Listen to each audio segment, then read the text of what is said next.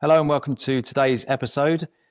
In this series, we're featuring leaders in engineering, and today's guest we have on is Shane Silsby. He's the CEO of Silsby Strategic Advisors. Welcome, Shane. Pleasure to have you with us. Thanks, Sam. Thanks for having me on. Appreciate it very much. So let's start off with a bit about your background. I always like to talk to leaders in engineering about how they actually got to that sort of leadership position. I understand you're more of a traffic engineer back in the day. Talk us a little bit about that journey of how you got to running your business as it is now. Yeah, that question can go a lot of ways, but I'll just try to give it to you straight. And I appreciate you having me on as well.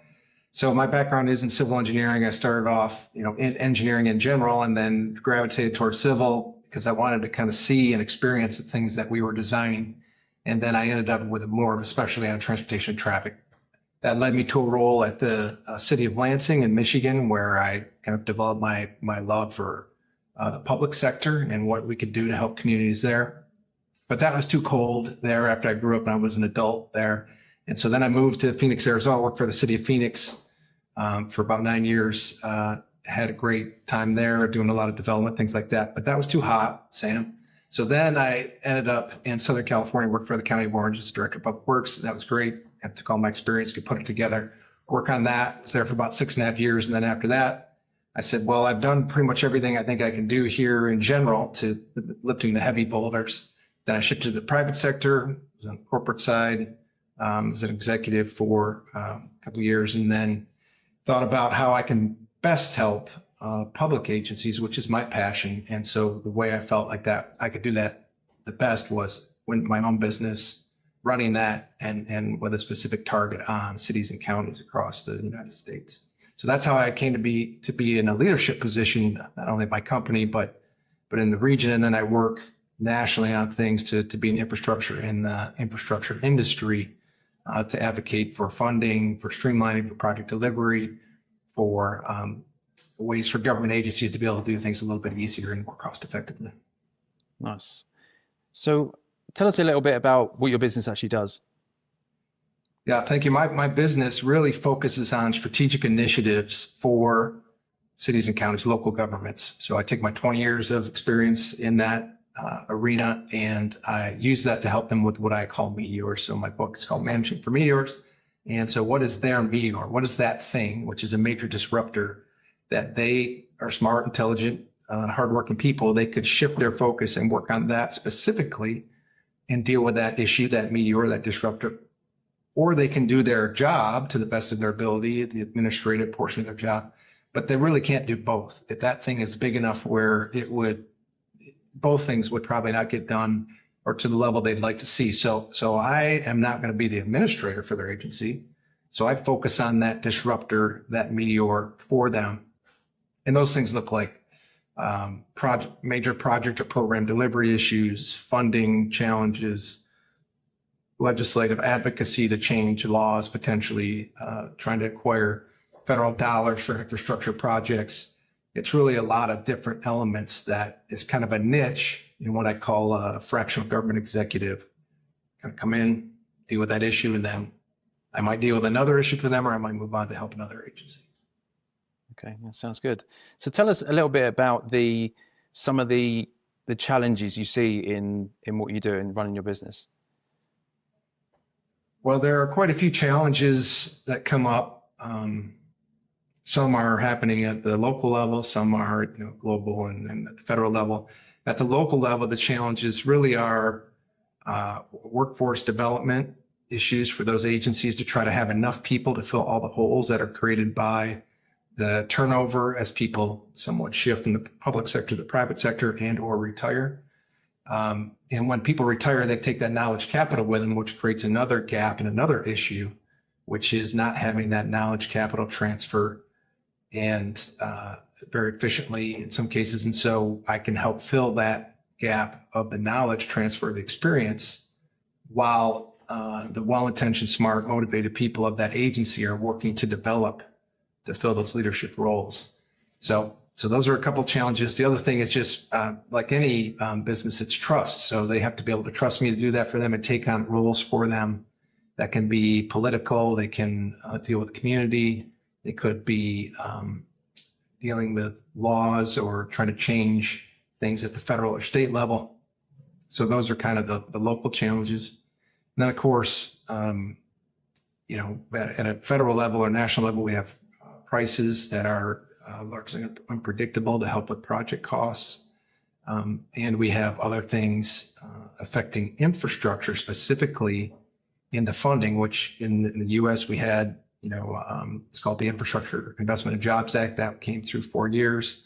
We had a change in administration and kind of a change in how that program is administered by the new administration, but also a different viewpoint of going forward on what we're calling infrastructure, I think at the federal level in the U.S. So those things are challenging.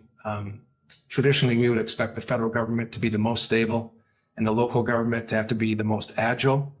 In some cases, those roles are getting a little bit reversed in that stability is really the key for delivering things through these government agencies.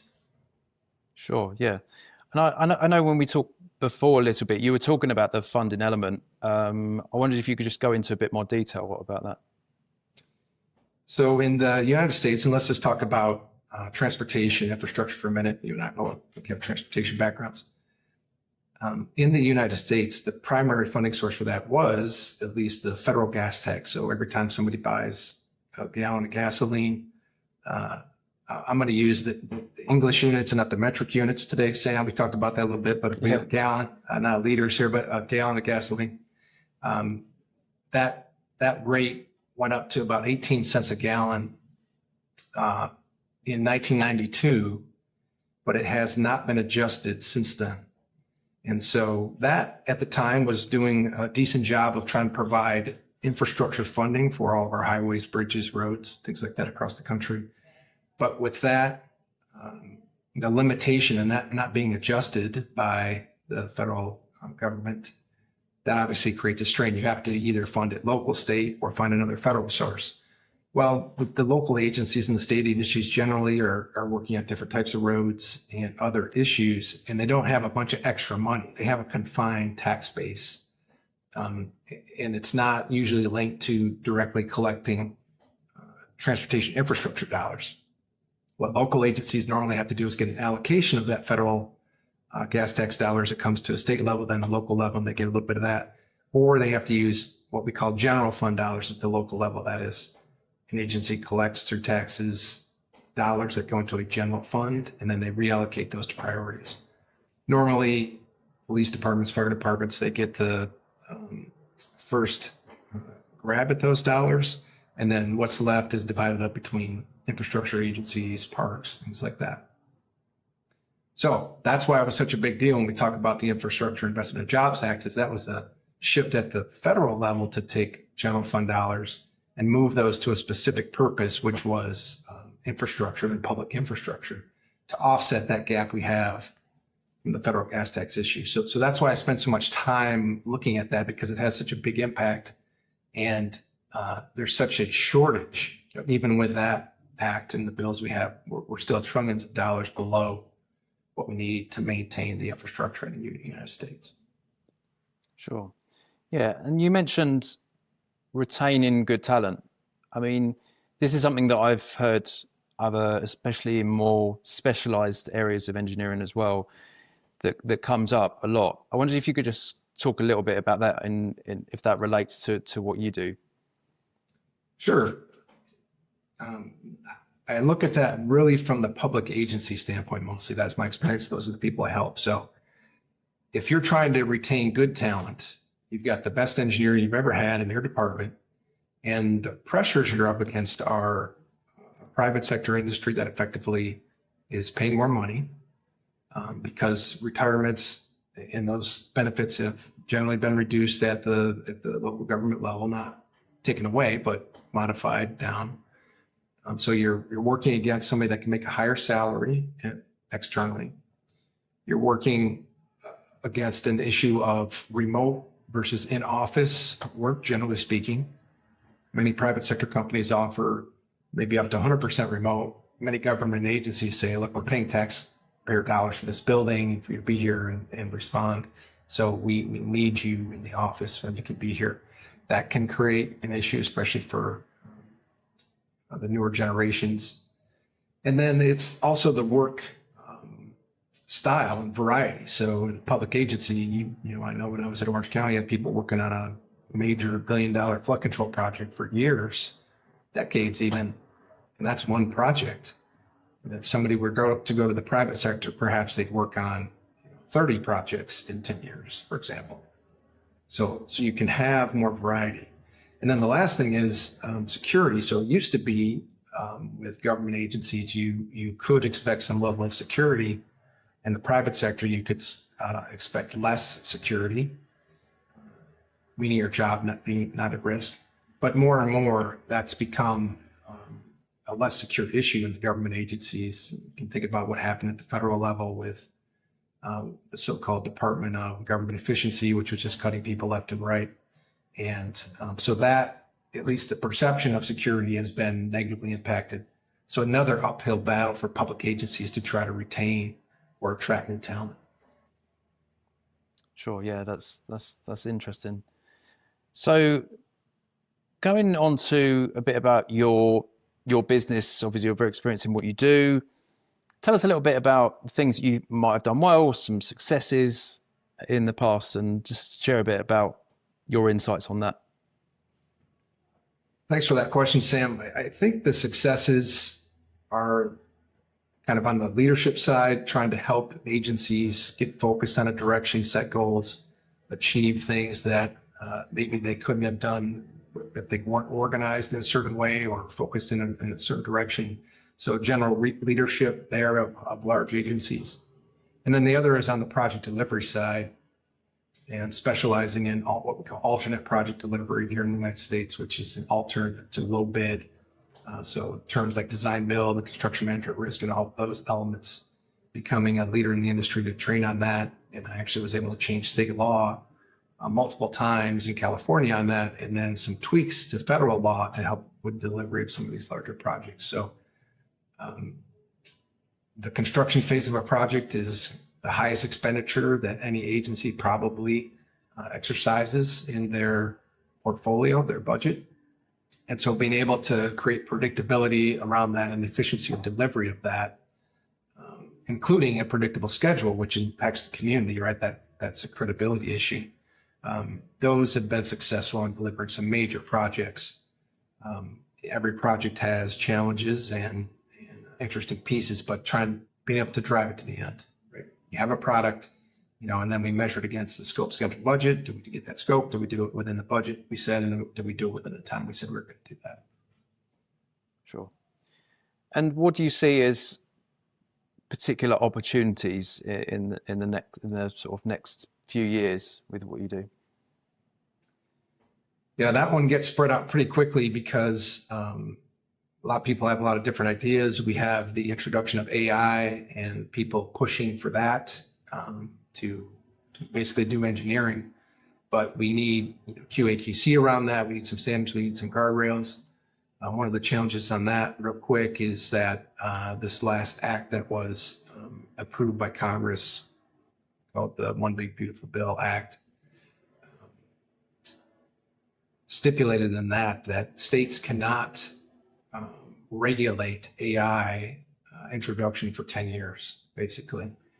And so not having those guardrails can be concerning for the industry, especially in the engineering industry, where people are relying on the engineers to do things correctly. So when we drive over those bridges, we go through those tunnels, we have flood control channels in this area, that they're doing their jobs, right? The infrastructure is doing its job. And the concern there is obviously AI can do a lot of things, but it's really just pulling from human databases, if you will, and it's not yet able to substitute those things. So that's the challenge. Is if we lose some of those guardrails, things could get pretty tricky pretty quickly. I think the other challenge continues to be funding. I think there's a lot of potential misinformation or limited information there on the return on investment that you get from infrastructure. I talk about this in other forums where you can make investments through your government agency or federal your state, your local government in a lot of different areas, but some dollars you spend don't come back to you as a return on that investment. You spend money on your military, that's great. Everybody wants to have a safe country, but that is an expense that goes out. It's like buying insurance. You can always buy more insurance. Somebody will always sell you more insurance, but what is your return on that? And infrastructure, the numbers we're seeing is your return is a 6-to-1 for every dollar you invest in infrastructure. It's a $6 return. Jobs, upgrading the infrastructure to what it needed to be, safety, all those things that go into a return. And if you're dealing with resilience issue, which for SAM, for us, it's like in the coastal areas or in flood-prone areas, that number can go up as high as $13 for every $1 you invested. Basically, it's a lot cheaper to harden the bridge or adjust your elevations before that major natural disaster happens versus trying to pick up the pieces afterwards. So those are a couple of things we're trying to track. Yeah, sure. So if we're looking at particular trends within the industry, I mean, you mentioned AI, but what other trends you see, and how do you see that panning out? Well, the one trend is we talked about already is kind of the shift of some of the workforce from public to private. A lot of the challenge of that in the U.S. is many of the infrastructure dollars flow through government agencies to get to private sector companies to do final engineering or to deliver the construction services. So if the government agency doesn't have the sophistication maybe necessary to get those dollars through the system, to exercise those procurements, to manage those projects, then you don't get the infrastructure. And that can be a limitation regardless of how much money you have coming in to the government agency. You have to still be able to get it out to those external resources in a way that gives you a quality product that's cost effective and all those things. So the workforce issue, the retirement issue, can have that indirect issue on infrastructure, even if you had the funding, if you saw the funding issue you talked about previously. The other issue is linked to resilience that we talked about, and I'm on a national committee that looks at this as part of government affairs.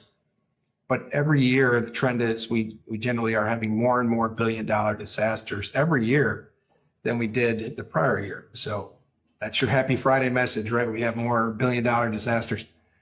But the challenge there is we cannot harden the infrastructure. We cannot prepare for the infrastructure fast enough to keep up with the increased natural disasters. So there's a debate here in the U.S. about climate change and what does that mean, and does science matter? I don't like to debate people on that because I just say, well, look at the outcome. Right? Forget about the science, the debate on what the input could be. Look at the output. The output is we have more billion-dollar natural disasters than we had the year before. And those are all different kinds of categories, right? Flood, drought, fire, all those things. And part of it is every year the infrastructure gets more expensive to replace. The buildings, the private sector properties are more expensive, right? They go up in value, generally speaking. So that's part of it. But the other part is the frequency and the severity of those. Hurricanes hitting more regularly with more force, floods happening more frequently with more impact, fires happening more frequently with greater impact. So that's the challenge is trying to work through that because the industry is really built to try to be proactive and plan out things and get the road done ahead of time to accommodate the capacity of a development or the growth of a city or whatever. It's not very well built to be reactive to adjust to natural disasters. That's what the workforce now is going to have to think about is how do we build for the future, but how do we protect the past when these natural disasters are happening more and more. Sure. But I mean, with anything that's like a challenge like that, do you see from a business perspective, there being opportunity in that as well? From the private side, I think there's a huge opportunity because government agencies are not funded usually in a way that can be that proactive to think about that. A lot of them have emergency response, operational protocols and staff and things like that to respond in an emergency to the operations that need to happen during that emergency. But that's different than dealing with all of your infrastructure. or mitigating some of the disasters if you can, pre-mitigation. That's a whole different line of thinking and cost model and approach, which I think the private sector probably will get there faster and can jump onto that and propose some of that. We did have some grant programs in the U.S. In the prior administration that were focused on resiliency and trying to look at some sustainability elements. So there was a thought to try to do some of that pre-planning, but the private sector is likely going to have to lead the way in what that looks like and what those modeling elements are, and that expertise, building that expertise, that heavy expertise in those areas, models, projections, the engineering to support that. At least that's my thought for a potential business advantage. Yeah. I wondered if you could just go into a little bit about, I know when we spoke before, you were talking about your passion for what you do, like your reason why. It's always quite interesting to hear like why people do what they do and why people start businesses. So I wondered if you could just cover that a little bit. Yeah, thanks for that question. It really comes down to my passion for public service. And when you are working for an agency, you can give everything that you've got to that agency. But at the end of the day, you really can only represent that agency. You can do a little bit through industry and trade associations and things like that, but you're kind of limited to that one agency. So the thought, and the future will tell whether it was a good plan or not, but the thought was if I have my own business where I can help multiple agencies and multiple geographies all across the country, then perhaps more agencies could be advantaged, and I would also get more fulfillment out of that because I'm working on new things all the time, or helping with new issues, or meeting new people, or working in different areas. So that was kind of the goal of the company, to align my personal passion of helping in the public sector, albeit from a private sector position.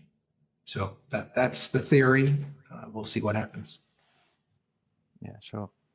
So when it comes to running a business, I always like to ask the question of leadership traits. What do you think are particular leadership traits that are either you've noticed you developing yourself or in other leaders? Yeah, good question. And they're a little bit different on the public and private side.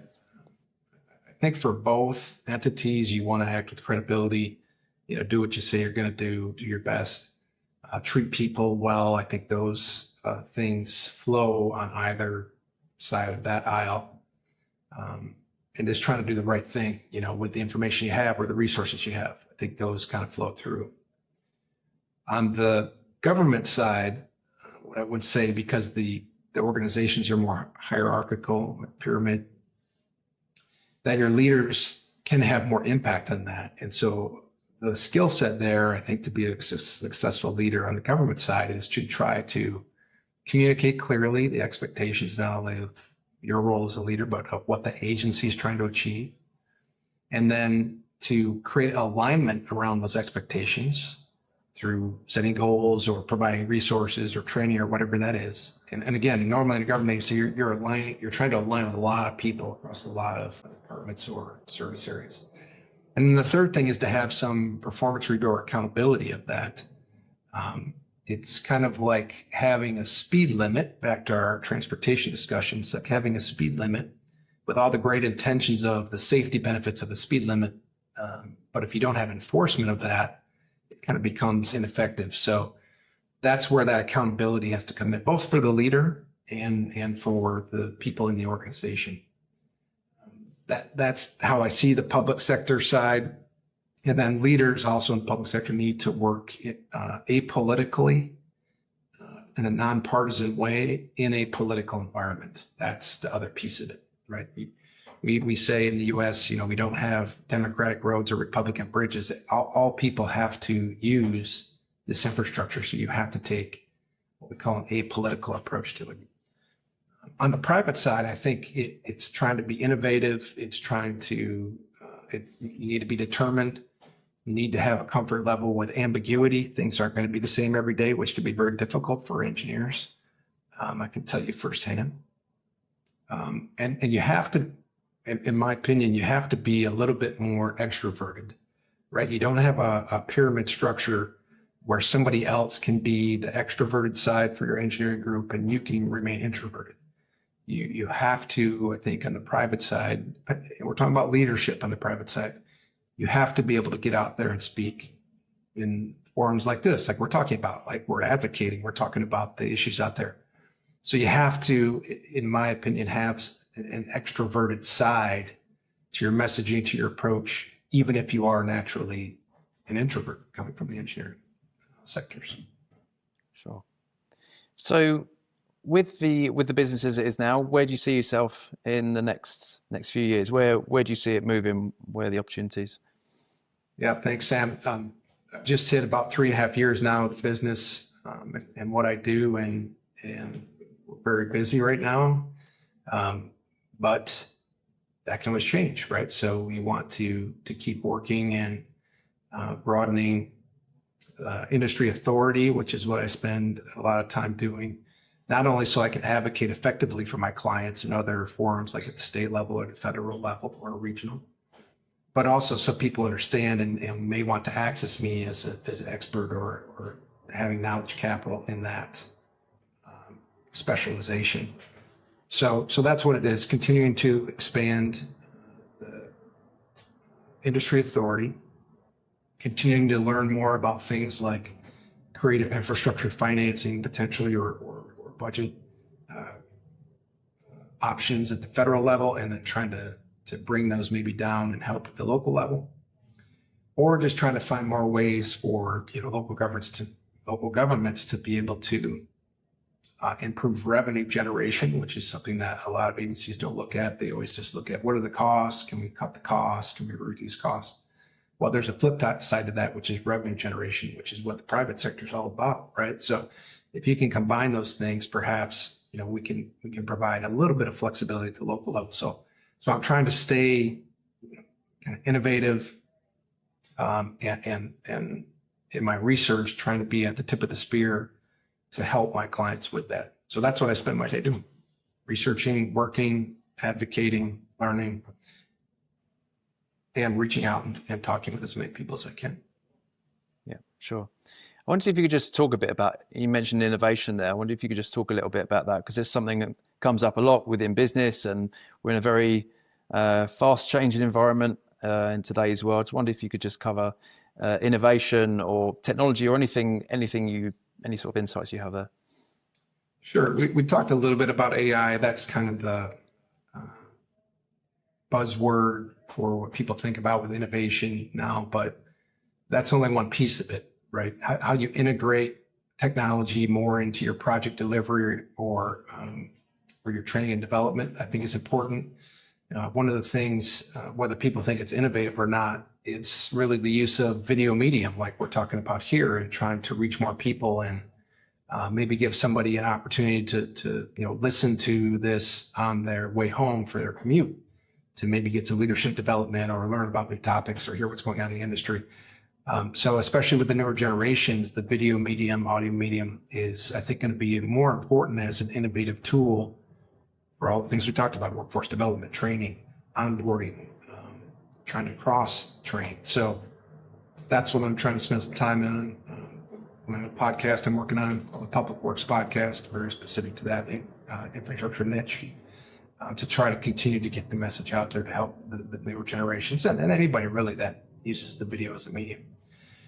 The other thing on innovation, which I push on quite a bit, is project delivery. So that is really trying to expand the use of design build, or what we call progressive design build in California, construction manager risk, job order contracting, anything that brings the contractor in earlier to work with the engineering teams and tries to establish a guaranteed maximum price outcome to create predictability. So that's used pretty heavily in some of our more popularized areas in the U.S., but not everywhere as an option, because it is unique and it is somewhat new still, even though it's been around for a decade at least.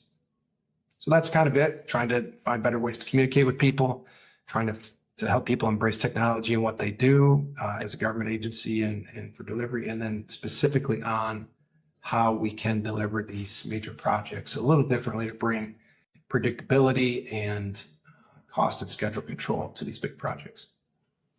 Sure. Yeah, you mentioned I know you're involved in another podcast, Public Works podcast, was it? Yeah, I just wondered if you could talk a little bit about that and your reason behind that as well. Yeah, thank you, Sam. So my colleague, Joseph Blackman, and I have been working on what's called the Public Works Podcast. You can check it out at thepublicworkspodcast.com.